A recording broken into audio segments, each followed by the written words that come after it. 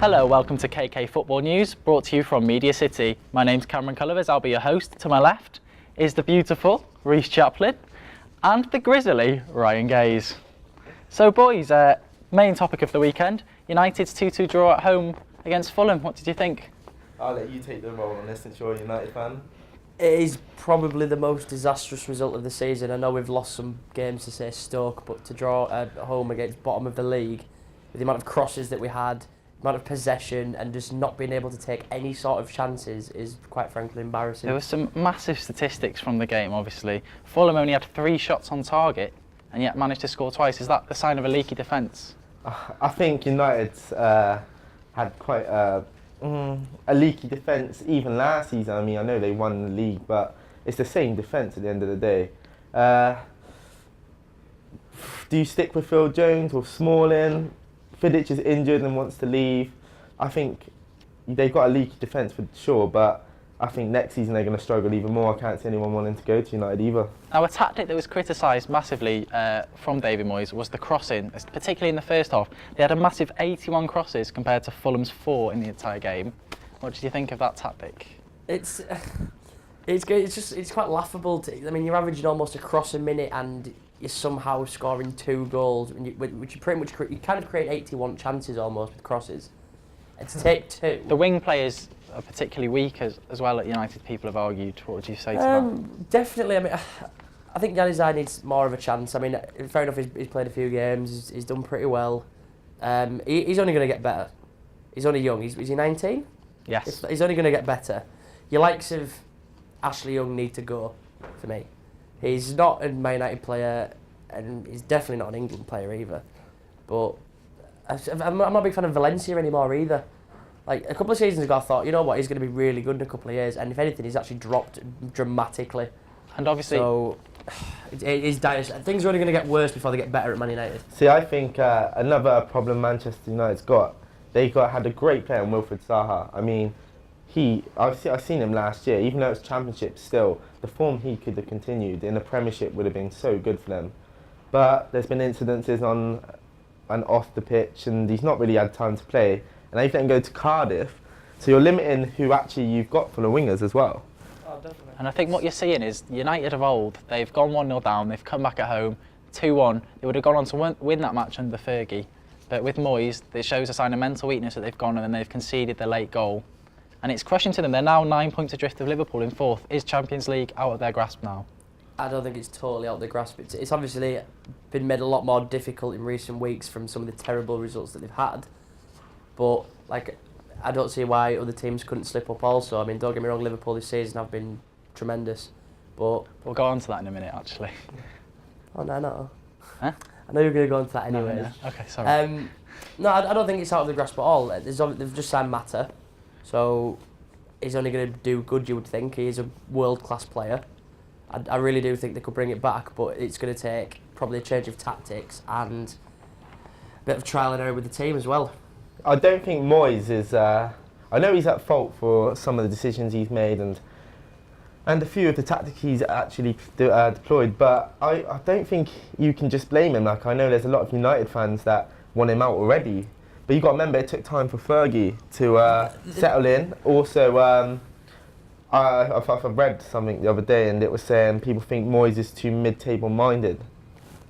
I think people that have said Moyes should be out already aren't true Man United fans. You've got to stick behind your manager, you've got to give him time. It's like nobody could fill that position straight away. It's like, look at all the trophies Alex Ferguson won. And in a massive twist of fate, your team Man United comes up against Arsenal in a massive game tomorrow evening. Let's talk about Arsenal's weekend. They had the lovely one, didn't they, Reece? I think 20 minutes from Howell comes to mind when you talk about that. Well, Liverpool's performance, the first 20 minutes was that up there with the greatest Premier League performances, I think, ever, possibly. They came out, they were full of force, full on, all-out attack. Ryan, what did you think? It was just an absolute demolition. I don't think I've ever seen any team come out against another top team and absolutely batter them for 20 minutes non-stop. 4 goals. It was game over after 20 minutes. You might as well just left the stadium then. It was over. The Arsenal team looked shell-shocked and for the rest of the half just passed the ball around. Yeah, it was a frustrating game to watch as an Arsenal fan as well. the fact that I've seen players like Mertesacker, who's been great for the whole season so far, I'd say he's just been phenomenal. Like, and it just seemed like he was outpaced. His mind went. We had Jack Wiltshire pointing a finger. Ozil got criticised because he wasn't coming back. It was just a horrendous game, and I can't take nothing away from Liverpool. But such a capitulation from Arsenal, it was such a surprise as well. It was going to be a tight game, all the pundits were saying, and now Wenger's team, is it the classic February dip that they've been having every year? You know, they're now off the top of the league after a couple of weeks at the top. Chelsea on top by 1 point. To be honest, this is what I think should have gone down at Arsenal. I think we should have got another striker in at least. We've had a few injuries, and I think because we've done no big business, it kind of, the moral might have been a little bit dropped because they thought they might have had a big name come in to help the team. I can't really say too much regarding the Liverpool game because it was just a slip. You think they'll bounce back on Wednesday evening's Of course, fixture? I think who better to bounce back against than United at home. Their form, they've been criticised, so even though they're under pressure, I think coming to the Emirates is going to be a tough job for them. And what about Raheem Sterling? You know, a lot of the Arsenal team seem to be concentrating on Suarez, and that opened a lot of space up on the right side, and he tore you to bits. Do you think he's a shoo-in for the World Cup spot in England, for England's team? Well, first of all, I think regarding Sterling, he's a bit like Walcott. He's pace, he can finish at times, he can have times where he's dreadful in front of goal. But regarding England, I don't know about that. I'm not too sure whether he fits the picture. Ryan, can he fill the void left by Theo Walcott's injury? Recent form might say yes, but for me he's another very inconsistent player. Don't get me wrong, Saturday was an absolute outstanding performance. Like he absolutely tore Monreal to bits, and he really did tear him to pieces. And he deserved his 2 goals, but good enough for the World Cup? Don't know. Saying that, from what I've seen from some players this year, it should be a totally New England team, but... Okay, so in the other Manchester game, City drew blank again after failing to score against Chelsea on the Monday night fixture. Is this a sign that something's up at City? Is Pellegrini's free scoring days numbered? Perfect Pellegrini, I think he's been nicknamed. Well, I think if you look at possession and stats, it shows City was something like 68% possession. So you know, but when you play City, you know that's what you're going to have. City are going to dominate possession. They've got the players to create chances, numerous chances. But for them not to score, and against quite a low-sided team, Norwich, yes. I think you'd be shocked, because I know a lot of people would have been backing City to win that by probably 4 goals. Norwich are only 2 points above the relegation zone, so this is a big setback for Pellegrini's men. Ryan, what did you think of it?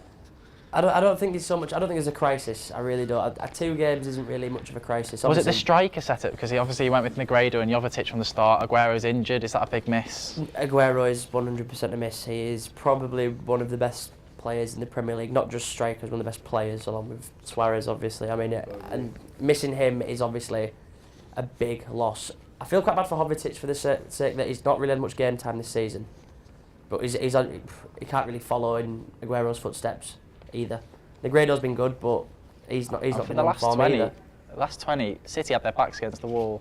Norwich looked dangerous, and then very late on in the game, Yaya Toure kicked out at Ricky van Wolfswinkel. Obviously, the FA video panel has decided that not to take action, but similar action from Craig Bellamy has caused him a 3-game ban, and obviously Andy Carroll is serving for his apparent headbutt on Chico Flores. What do you think of this? Are the City players getting preferential treatment? See, it's a tough one. If one person kicks out or swings for another player, it should be the same rule for every player, not different bans for if it's an elbow or kick. It should be the same. Consistency is what's needed. I mean, you're always going to be creating debates if you do a ban for one player and not for another. So regarding that, but whether to say, is it because they're a big team? I don't know, because the FA are normally quite, I'd say they kind of knuckle down on that, but it's just bizarre how they've not gave Yaya Toure a ban as well. Obviously, Andy Carroll, did you see the incident for him? They had an appeal, and possibly the FA have opened up a can of worms now by letting Yaya Toure's decision slip, whereas Bellamy faces 3 games on the sidelines. He's been a big player for Cardiff this season. Cardiff went down 3-0 against Swansea, the new Gary Monk manager. What do you think? Is he a bit of a wonder signing for the Swans? I think whenever a new manager comes in, you've seen it with Crystal Palace as well. Tony Pulis has just transformed the team. I think the spirit's going to be high. It's a player as well. So for Swansea, they already know the person. He is Mr. Swansea. He's dubbed by the fans. So I think with the backing and the crowd behind you, that's automatically a boost for the team. And to win probably one of the biggest derbies in the country, I mean, you're going to be absolutely buzzing with that for one of your first games in charge. I think Swansea will be on the up. They've got tremendous players. I mean, Wilfred Boney could get into any team, I think, personally. I've seen him in the Dutch League last year. 36 goals. I mean, you can't really argue with that. So Swansea now 4 points above the relegation places. Do you think with Gary Monk behind them, have they got enough to stay up this season, kick on? They've got the Europa League obviously coming up shortly. 100%. I mean, like you say, Wilfred Boney, for example, is an absolute quality player, and he's in the last couple of months, 3 months, he's really started to bang some goals in. I think if he keeps fit, there's no reason Swansea can't stay up. Okay, and in another big game of the weekend, Spurs got a vital 1-0 win against Everton to see them close the gap on Liverpool in the Champions League spots. How important will that win be for Spurs? For Spurs, that's a massive boost because, for me, Everton's been probably one of the outstanding teams in the league. I think Martinez has done a magnificent job. The only thing that let them down was probably, other than the class finish by Adebayor, was the fact that Lukaku wasn't there to help with the scoring. Obviously, he's a big miss. Only a loan signing, but what a signing for Everton. I can't quite understand why Chelsea have let him go, because they saw last year what he could do when he was at West Brom, and he was banging goals for fun there for quite an average team, to be honest. And now he's at Everton, and he's got tremendous support round him with the likes of Morales, and he's still banging goals for fun. If they let him go again, I think that would be a massive mistake. I think he should be in Chelsea starting lineup personally. I think I've seen someone like Mourinho doesn't want Lukaku in his team. It's a bit like the Juan Mata situation, like. He likes certain players, definitely. We've seen that with Real Madrid when Iker Casillas was frozen out for months. And probably one of the best keepers in the world. If not the, yes. So Martinez today has come out and said Everton are still title contenders. 11 points adrift to Chelsea. Do you think they're in with a shout of challenging for the title, and if not, a Champions League place, Ryan? Definitely not. Going for the Premier League, no. The form that the top four have had this year, you've got to think you've got the top four need to lose at least 4 games each, and then maybe drop some more points, which you cannot see from some of the form that some of the top teams have had this year. It's not going to happen. 5 points adrift of Liverpool with 13 games to go. That's surely a threat for the Champions League spots. Oh, there's definitely got a chance of Champions League, and they've got a good enough squad for it as well. There's no reason they can't. Fair play to Martinez. I think he's probably been one of the best managers this season, actually. The fact that Moyes has left Everton and they've come out in trumps, gone to United, and he'd be absolutely laughing. He'd be licking his lips, wouldn't he? I personally think Everton's a top team, and I wouldn't be surprised if they somehow got 4th. Because Liverpool, Arsenal, Chelsea and City, they've still all been inconsistent at times. So it's not for sure who's going to win the league. And I think every European and Champions League space are up for grabs. So Chelsea, they're now top of the league. They got a point clear of Arsenal. And it was the Hazard show at Newcastle, a hat-trick from him. Is he the outstanding performer of the past couple of weeks in the Premier League? I think he's unplayable at the moment. I can think of someone better you'd want in your squad. Because it's not just the fact of him scoring goals, it's he sets goals up. It's just great, and Belgium's got a great player in him. And he tore City to shreds on Monday night. He was literally, they couldn't get near him. Like, do you think he's up for Player of the Season at the end of the season? Do you think he's in with a shout? I think between him, Suarez and Aguero for Player of the Season already. I know we're only in February and there's 13 games to go. Yes. But the form that they've shown is quite impeccable compared to any other players in the league. He is definitely. I was quite sceptical about him to start with. Last season, I didn't think he had a great season, but this year he's just leaps and bounds above everyone. And now, early into 2014, Chelsea sit top of the league. Do you think they are still a little horse, as Mourinho has claimed, or is that just mind games? With Mourinho, you're always going to get mind games. That's a shame, I think, for him, because coming back to Premiership and not having Fergie to go up against each other, it just seems bizarre. Everybody's writing off Arsenal. City saying they're settled for second. So Chelsea will settle for third. Liverpool just want Champions League.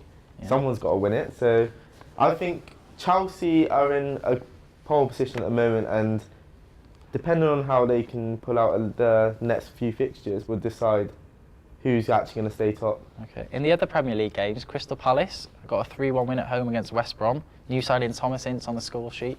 I think that's a vital signing for Palace in their bid to stay up in the Premier League this season. You? Absolutely. I mean, you saw last year what he did for Blackpool in the Championship. I mean, obviously it's a totally different standard, but he really did make an impact. I think Liverpool letting him go might have been a mistake. I think I've heard something about if Liverpool get first rights if they want him back. Yes. Which at the moment would probably be a waste of time with the squad they've got. But there's nothing saying in a couple of years' time when he's matured and he's really played some Premier League football that he couldn't get in most teams in the Premier League. Now, Monaco showed interest in Ince, and apparently his dad intervened. He even lost his job at Blackpool over this, and now eventually he's gone on loan to Crystal Palace. His contract's up at the end of the season, so he's going to have a pick of clubs to choose from. What would be your advice for the young Thomas Ince? Thomas Ince, I think you can't go in at a top club because it's the same as Saha. It's the same situation. He was destroying the Championship, and the same as Tom Ince, he's won games for Blackpool on his own back. If he goes to a top club like Liverpool or United or even Arsenal or Chelsea, I think it's going to be a bit of a downfall for him. I think if I was him, he'd settle in maybe Fulham, depending if they stay up. I think he's a player that needs to be played, and maybe Everton because Martinez does trumps with young players. Yeah, I think he just needs to find somewhere he's going to get game time. He is that good. If he keeps getting game time, he might one day be getting England call up even. Yeah, well, Mel now has 2 points in five games for West Brom, so the pressure's going to be building on the Betis manager. In the other games, obviously, of the weekend, West Ham 2-0 away at Villa, Southampton 2-0 with Stoke, Sunderland 2-0 at Hull City. Any highlights from those games? I think a highlight must have been the Hull City game because for the transfer market, Hull's just done great. They've signed 2 top strikers and they both scored. I mean, Shane Long, I don't know why West Brom's let him go when they're struggling. They need goals and he will get you goals all day long. They've obviously missed Lukaku from on loan last season. Sunderland did play 86 minutes plus stoppage time. With 10 men after Wes Brown's early dismissal. Do you think that was a key deciding factor in the game? 100. Well, definitely. I mean, Wes Brown is obviously a very experienced player. To not have him in your centre half is obviously going to be a big loss. He's played football from so many different standards. To lose him 4 minutes into a game, and obviously every game for them is big now, it was an absolute blow. They just couldn't really recuperate from that. Okay, well, thank you for your opinions, boys. Much appreciated, as usual. That's all from KK Football News this week. We'll see you next week with all the latest news from the Barclays Premier League. From us here at KK Football News, good night.